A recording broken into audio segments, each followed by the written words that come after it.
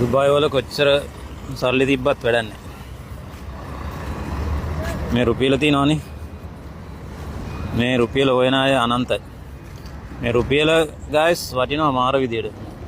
මේක හැම දෙයකටම උමනා වෙනවා. ඒ කියන්නේ මාසේ අන්තිමේ රුපියලෙන් මැච් එක ගන්න අපේ කොල්ලෝ ඉන්නව නේද?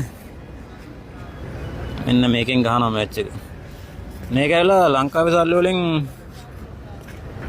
50ක් විතර වෙන්නේ. දිරාම්යක් රුපියල් 50ක් විතර වෙන්නේ. ඉතින් මේකෙන් සෑහෙන ලොකු වැඩ කරනවම ඉන්නවා අපේ කොල්ලෝ.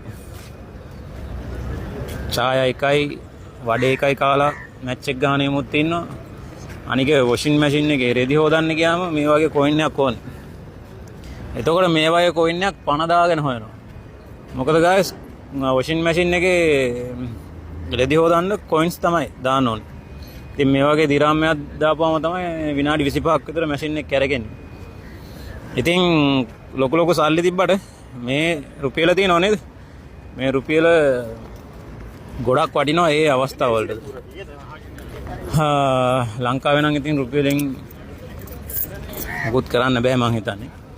හැබැයි ඉතින් ලංකාවෙත් මේ වගේ රුපියලෙන් මේ දැන් ගොඩක් කට්ටිය ඉන්නවනේ.